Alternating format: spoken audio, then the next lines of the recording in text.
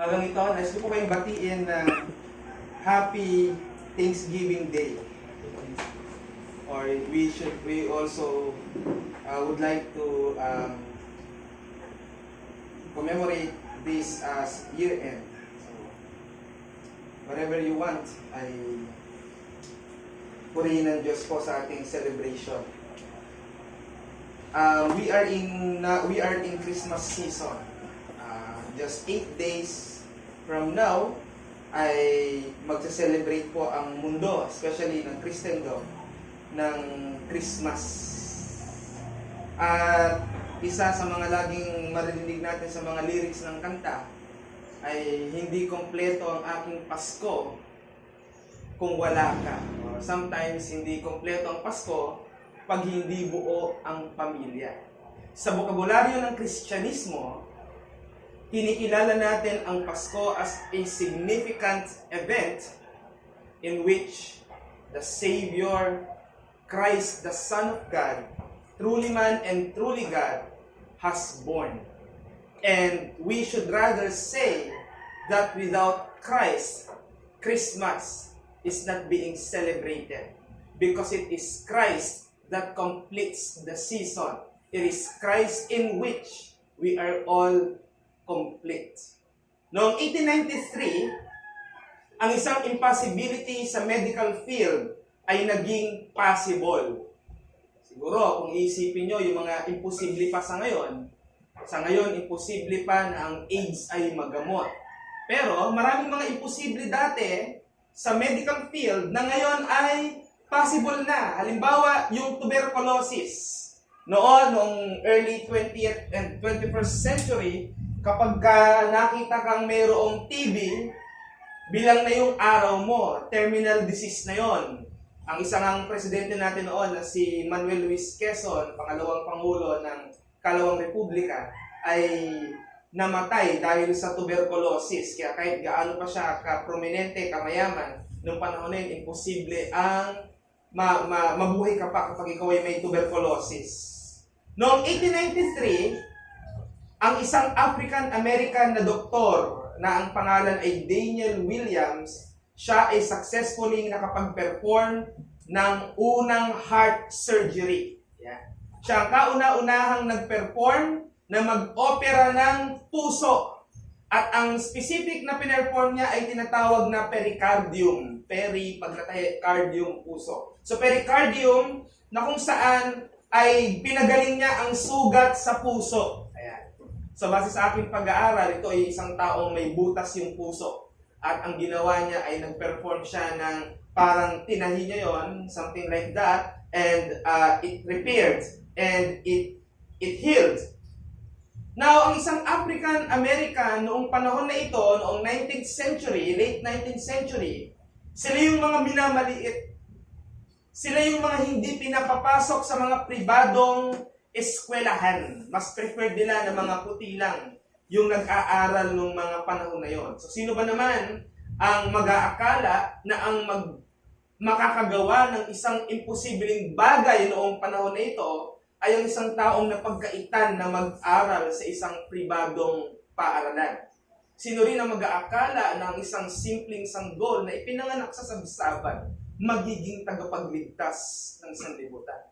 Na kung saan ang karamihan ng mga sanggol ay talagang ipinagpapareserve pa sa mga lying-in clinics or kaya sa mga napakagandang ospital. Mayroon pang mga baby shower.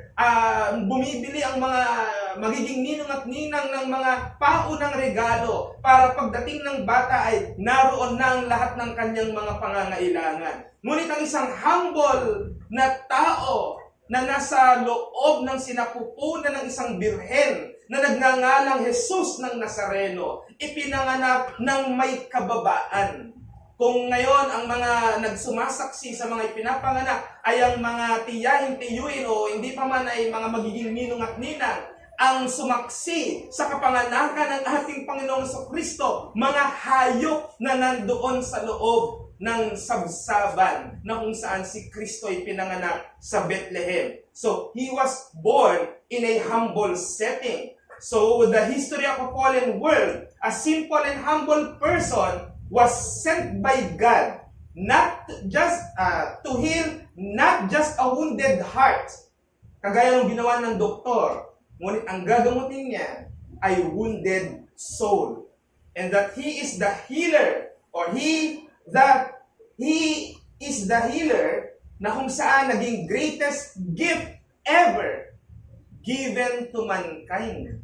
Sang nakakatuwang mga patotoo, yung mga exchange gift ng mga bata, masaya naman yung bata sa natanggap, magulang yung nagrereklamo, magulang yung nagsabing, hindi lang to 150, sinama yata yung balot dun sa bilang, di ba? Mga magulang walang kakonte-kontento, samantalang yung mata ng bata na nagandahan sa kulay ng kanyang natanggap, batang inosente pa at wala pang bahid ng paghahangad. Walang kaganid-ganid sa kanyang sarili. Nagustuhan ng regalong yon. Ikaw at ako bilang Kristiyano, gaano natin na-appreciate nung tayo ay naligtas, na meron tayong greatest gift ever. And now that we are possessing the means of grace, natatabunan yung napakagandang bagay na yun sa ating mga mata. Ngayong Pasko, marami ang masasabi nating hindi nakatanggap ng ganoong salapi para maghanda, o kaya naman mayroon sa atin na sapat lamang ang kanilang pondo sa pamilya na kung saan ay sila lang ang mag-celebrate. But I should tell you, hindi ka malalagpasan ng celebration ng Christmas if you are one of those Christ has become the reason to die for.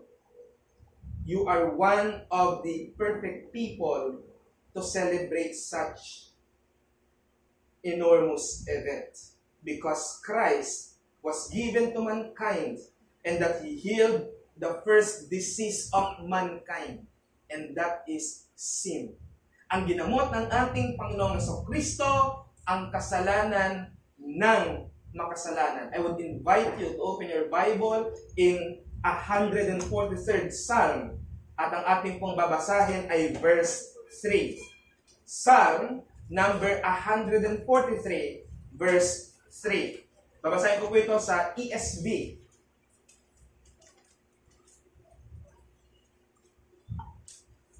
Ito po ang sabi ng Bible. Psalm 147, verse 3. 147th Psalm, verse 3.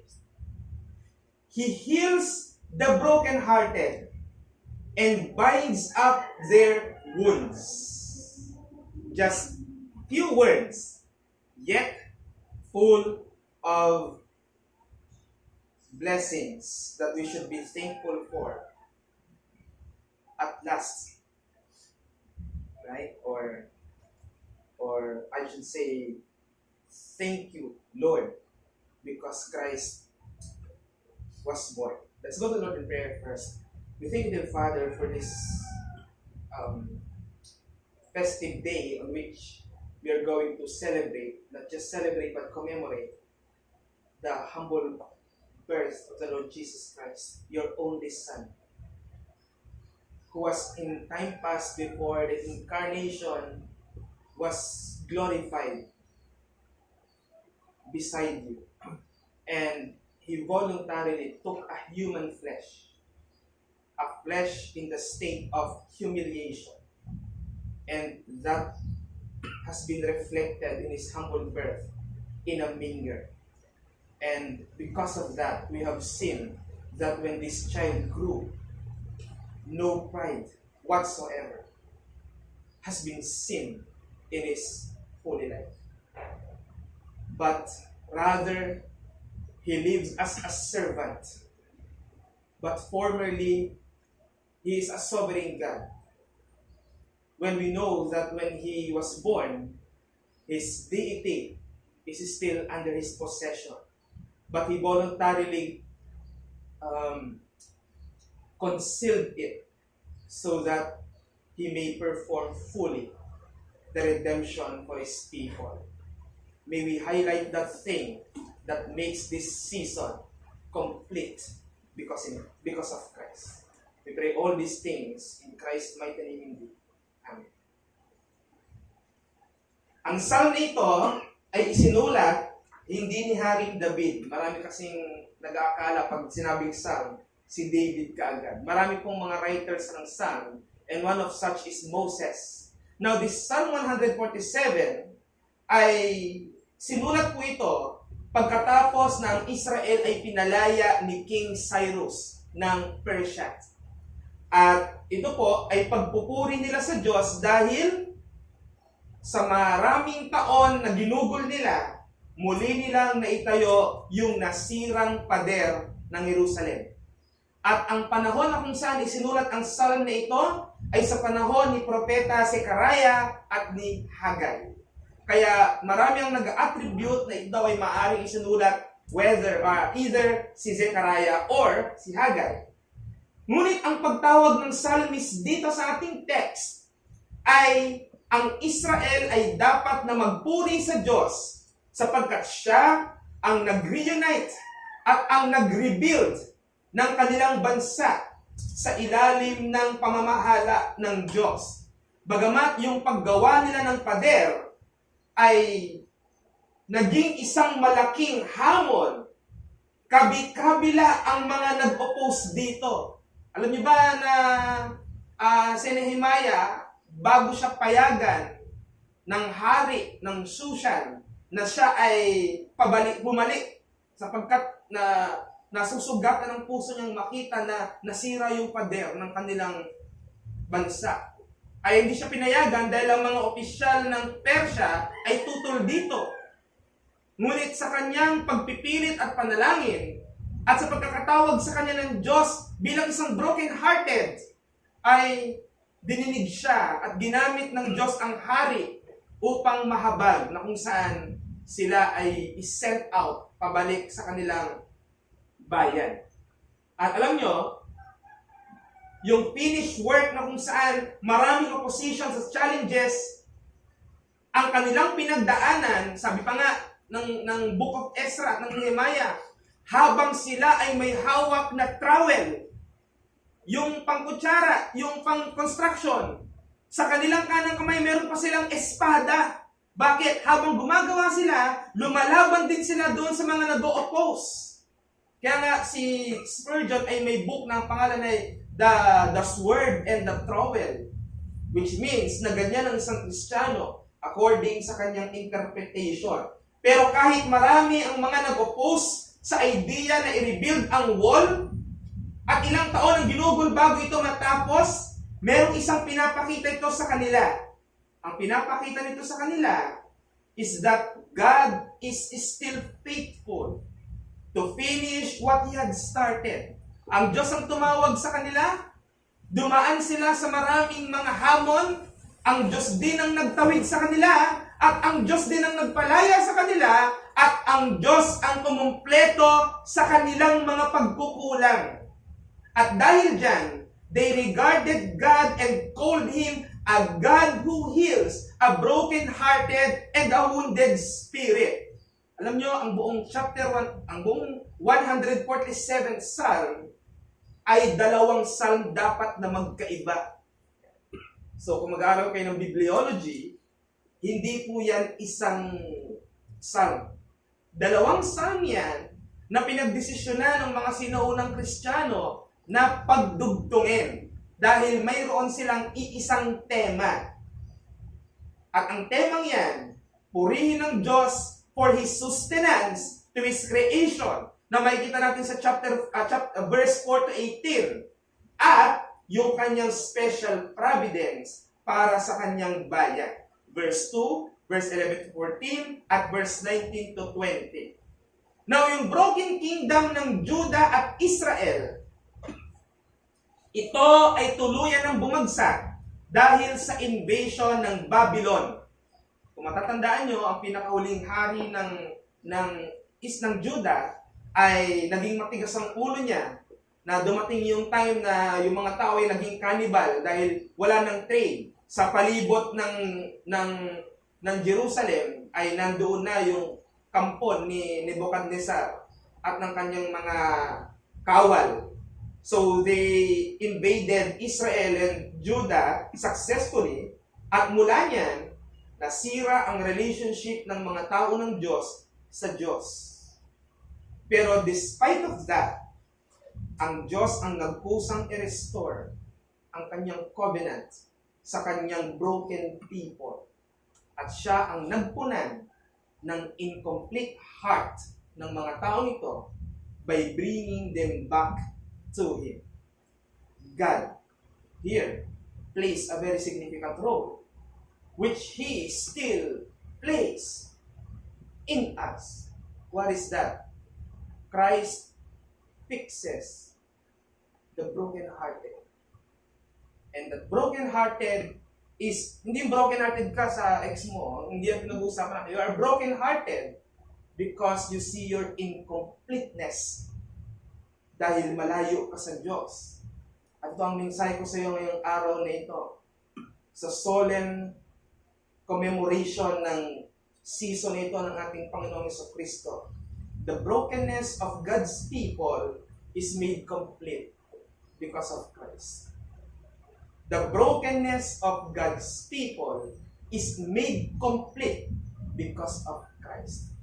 Nakakaramdam ka ng pagiging kulang sa iyong pagkatao?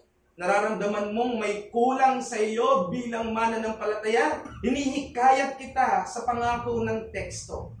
Ang ating Diyos, sa pamamagitan ni Kristo Jesus, pinupunan ang nasisira nating puso. Ano ang pinapakita nitong role ng ating Panginoong Kristo? 2 points. Fill the lack of His people. Fill the lack of His people, and secondly, recovers them. So 2 lang po yan, na simpleng outline. Now, He heals the broken-hearted. Let us focus on those words.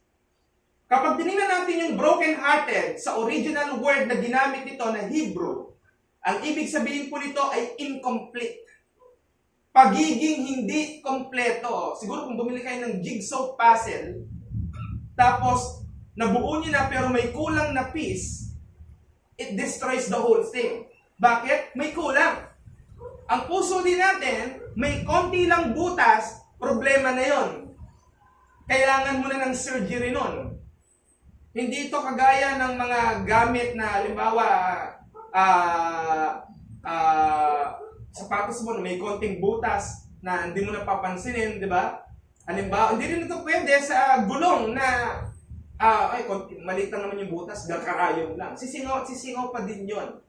Ganyan din sa kalagayan natin sa harapan ng ating Diyos. Kapag merong isang bagay na nagkulang, at yung bagay na yon ay ang ating Panginoong Jesucristo, ikaw ay incomplete. At alam nyo, nire-refer ng word na yan, yung ating broken relationship sa Diyos dahil sa kasalanan. Ang idea ng psalmist dito is that the incompleteness of Israel when God let them become a nation without the favor of God. Bakit? Dahil nung hinayaan na ng Diyos na masakop ang Israel ng mga Babylonian, nawala ang pakikipag-ugnayan ng Diyos sa kanila. At tatandaan nyo, pagkatapos na kung saan makabalik ang Israel sa kanilang bayan, nanahimik ang Diyos ng ilang taon, 400 taon. At sa pananahimik ng Diyos na yun ng 400 taon, ipinanganak ang ating pinag-uusapan. Si Jesus sa bayan ng Bethlehem, na nung panahon na yon ay Palestine.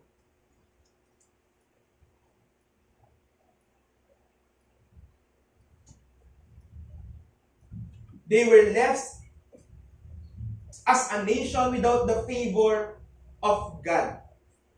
Ang kanilang pagkamakasalanan, it led them to feel incomplete and wasted. Bakit?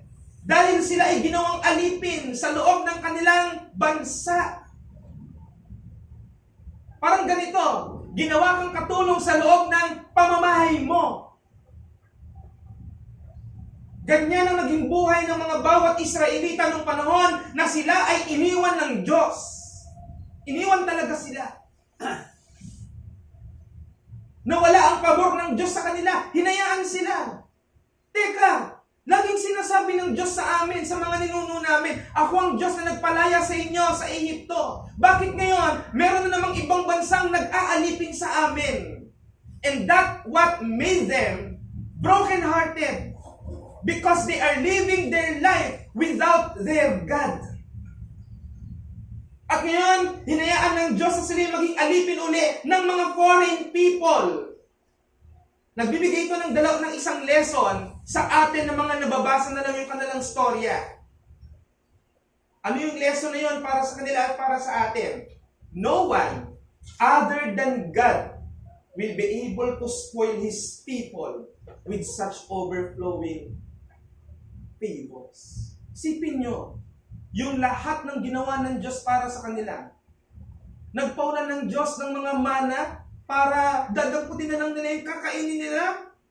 That is spoiling. Pinapok ni Moises yung bato, lumabas yung overflowing water. That is spoiling. Spoiling na kung saan ginagawa ng mismong Diyos. At nung panahon na yun, they are undeserving. Pero bakit nawala yung lahat ng pabor ng Diyos na yon nung hinayaan niya na kung saan sila ay maging alipin ng Babylon? Bakit pinahayaan ng Diyos na ma-feel ng mga Israelita ano ang buhay na kanilang mararanasan kung wala ang Diyos? Para hanapin nila ang Diyos dahil sa kanilang mga buhay. Dahil ang mabuhay na wala ang Diyos sa ating mga buhay, buhay na kung saan hindi mo na nasaing magpatuloy pa. At paano ginamot ng Diyos ang pagiging broken ng kanyang mga tao? Ito ang sagot, very straight. He gave us Jesus Christ. Binigay ng Diyos Ama sa atin ang ating Panginoong Jesucristo na siya ay solid rock. Repeatedly, the Lord Jesus Christ is regarded by Scripture as a solid rock. But you know what happened to Jesus Christ in our behalf? He was crushed. Yung solid rock na ito, parang minina, minaso, dinurog, pinino. Ganyan ang naranasan ng ating Panginoong Hesus. Pasalamat na lang tayo, ang mga tao ngayon, binibigyan na ng big deal yung event na ito. Pinapakita, Christmas sale, Christmas, festivity, Christ is born, may mga nangangaroling, but there is something that is being neglected in this festivity. What is that? The humility of Christ's nativity. Yung pagiging humble ng ating Diyos, and that how He completes our incomplete lives. He gave us Jesus, a solid rock, crushed for our sins. Bakit? In order to solidify God's people in their covenant with God. Dinurog ang solid rock para gawing solid ang kanyang mga tao. Ganyan ang ginawa ng ating Panginoong Hesus sa atin. Kaya ito yung tatandaan natin. The lacking of God's people to maintain their good relationship with God has been filled by Christ. Kaya, yung ibig sabihin ng healing the broken-hearted, ito ay isang medical sense. Brokenness is a spiritual disease. Ito po yung tatandaan nyo. Pag may mga unbeliever tayong na-encounter, regardless of how they are sinful, regardless of their neglect of God, this is one thing that you should always see. They have a spiritual disease that needs to be repaired, that needs to be healed. It needs to be treated by one who is able and qualified to do so. At sasabihin ko sa inyo, hindi tao ang may kakayanang magpagaling ng espiritual na sakit. Kahit pa sabihin mong ikaw ay magaling sa psychology,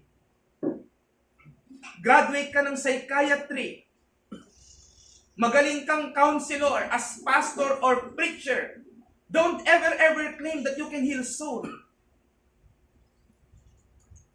There is only one man who is capable to do that thing.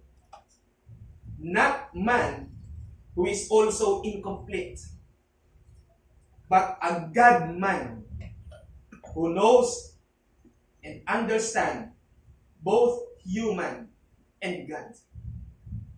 At walang iba yan kundi ang ating Panginoong Jesucristo.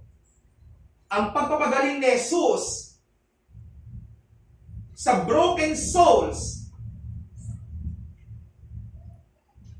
is to be the cure Himself. Ano ang gamot sa nasisirang puso? Hindi lang basta ano, kundi sino.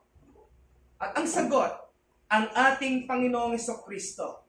At kailan yung ginawa ng ating Panginoong Jesucristo?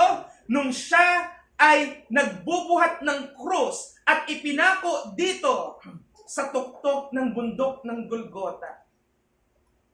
Sa ginawang yan ng ating Panginoong Jesucristo, naging gamot siya sa pangkalahatang sakit ng sanlibutan. At dahil din dyan, si Kristo ang nag-ayos ng nasira nating relationship sa ating Diyos. This is the neglected part of the nativity. Why was Christ born? He was born to die on the cross, crush for our sins. Died on the cross so that His people will be complete. So that His people would have their relationship with God restored.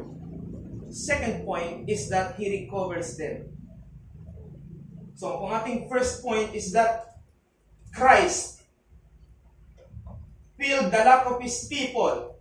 Yung kakulangan natin, siya ang tumugon. So, wala nang nire-require sa'yo. Na-appreciate niyo ba yon? Yes. Na-appreciate niyo ba na hindi pinagpilitan ng Diyos sa inyong gawin yung bagay na talagang hindi naman natin magagawa? Na-appreciate ba natin yon? Na yung ating kataas-taasang Diyos, pinili niya na maging kapantay ng tao? Na kung saan nung siya ay pinanganak, mula nung siya ay sanggol, hanggang sa siya ay namatay sa krus, hindi niya ginamit yung kanyang kapangyarihan bilang Diyos. At meron lang isang rason kung bakit niya yung ginawa. Nais niyang iparanas at iparamdam sa iyo at sa akin ang pag-ibig ng Diyos na noon ay hindi natin maisip, na noon ay hindi natin maramdaman dahil tinatabunan tayo ng ating pagkamakasalanan. Ang ginawa ng ating Diyos na si Kristo Jesus, anak ng Diyos, tao at Diyos. Tinanggal ang kapangyarihan ng kasalanan na yon para makita natin what it is meant to be loved by God. In Christ, He made us felt God's love.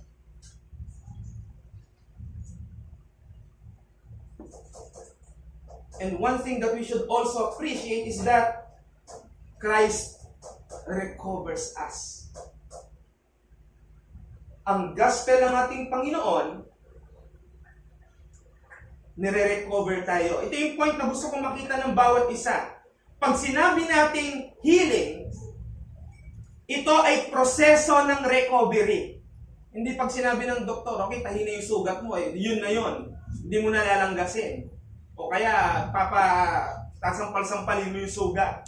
Siyempre, sariwa pa rin yun, mararamdaman mo pa rin yung pain, pero you are already in the process of recovery. It takes time and it needs careful attention and observation. Kapag ang isang tao ay broken, dahil sa kanyang kasalanan. Hindi mo maasahan na kapag nakilala niya ang ating Panginoong Jesucristo, ay agad-agad magiging kagaya mo siya. Kailangan mong maintindihan na kung paanong ikaw ay dumaan sa proseso na unti-unting naging malinaw sa iyo ang kabuuan ng persona ng Panginoong Jesucristo. Well, hindi pa nga natin perfecto pa rin naiintindihan yan. Christology is forever mystery, as well as Trinity. Pero alam nyo, kung yung dapat nating ma-appreciate sa sinabi ng text, yung praise na and binds up their wounds. Hindi lang basta Christ heals the broken-hearted, but He also binds up their wounds. Pag sinabing binds there, itinatali ang kanila. Yan. Bakit hindi yung sugat lang ng isa? Bakit may word na binds up there? Because this indicates a corporate sense. Anong ibig sabihin nito? Yung ginawa ng ating Panginoong Jesucristo, kapag babasahin natin ang buong Biblia, ito yung minamali ng maraming tao. Lagi sinasabi, Christ died for me. Christ recovers me. Christ healed me. It's always the first person. When in fact, when we search the whole Scripture, what Christ has done is always be for the church.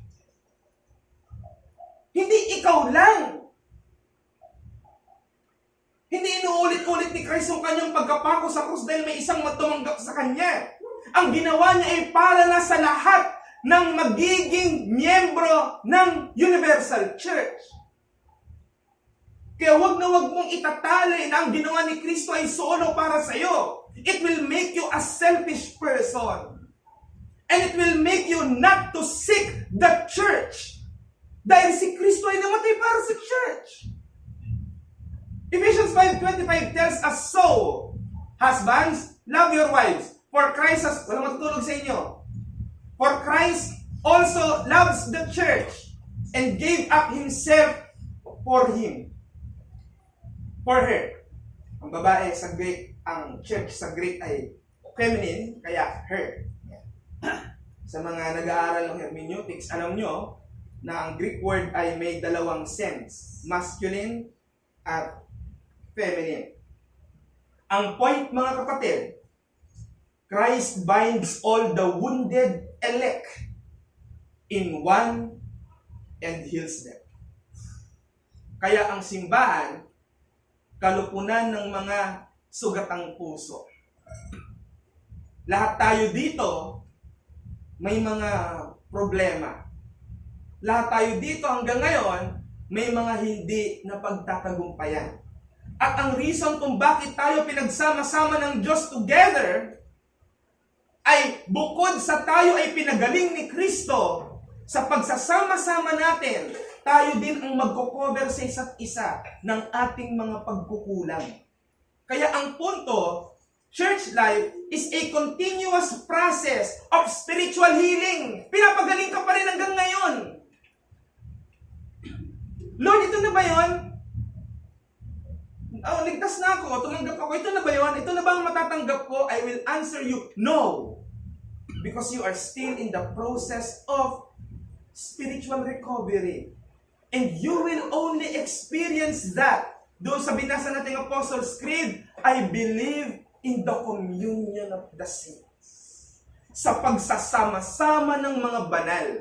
Ang problema sa maraming Kristiyano, sinisisi ang Diyos na kulang siya at hindi sapat yung ginawa ni Kristo. Bakit? Ang kinakasama niya, hindi iglesia. Ang kinakasama niya, mga tao na hindi kumikilala sa ating Panginoong Jesucristo. Hindi ko minamali yung mga, yung mga may kaibigang unbeliever, tama lang yon. As long as you are evangelizing them, as long as you still know your part in the church, you are accepted. But if your complete joy is found in the realms of the unbelieving world, there is only one suggestion in that matter. You are not convinced of what Christ has done. And in soul, you are not spiritually healed. may mga wounded soul, ayaw nilang tanggapin na meron silang problema. Isang problema ng mga doktor ay yung mga matitigas ang ulo pasyenteng nagsasabing walang problema sa katawan ko. Sabi lang ng x-ray mo yan.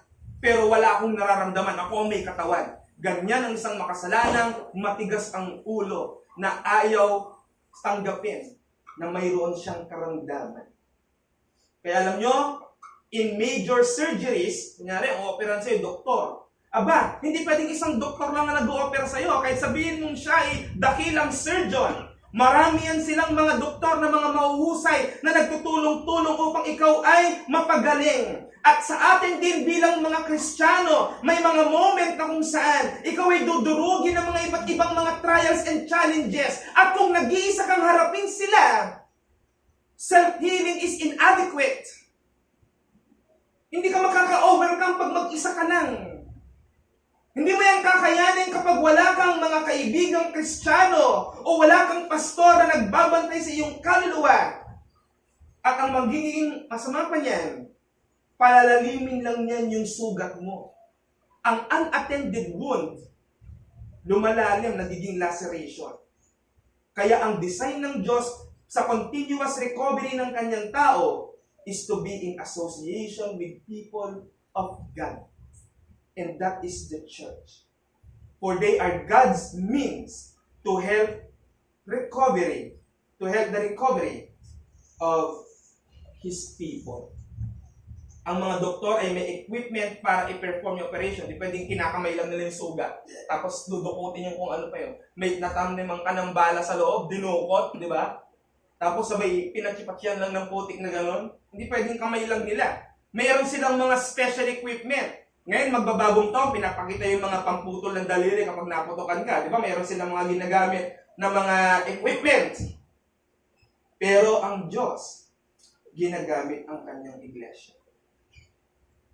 para i-recover at i-equip ang isang sugatan na puso. And the physician is Christ. Ang injury na iniwan ng sin sa mga buhay natin bilang mga mananampalataya, inopera ng si Kristo ay namatay sa krus. At ngayon, nasa proseso pa rin tayo ng pagpapagaling sa pangangalaga sa intensive care unit in which Christ is the one taking care of you. And where is the hospital for us? The church. Isipin nyo nang lagi nyo pagpunta sa church ay pagpapagaling sa mga minor or major problems dahil sa injury iniwan ng kasalanan. Ang tawag ko sa inyo mga kapatid, mga kaibigan, maunawaan sana natin ang iba't ibang klase ng pain at wounds ng bawat isa. At ma-recognize natin na si Kristo ang cure sa lahat ng mga yan. Unite and work as one as a church. Pagpasensyahan yung mga may pagkukulang. Intindihin yung mga hindi rin makaintindi. Magmahalan dahil yan ang ipinakita ni Kristo sa atin. Huwag magswapangan. Huwag yung mamaya exchange gift natin. Bakit? Mag to! Nakakuha na nga ako ng mag na naman. Isipin mo na lang. Yan man ang natanggap mong regalo. Meron kang regalong lagi mong iisipin na dahil doon ay naging sapat na. Si Kristong anak ng Diyos. And that He restored our relationship with God. And He continuously recovers us from the wounds brought by sin.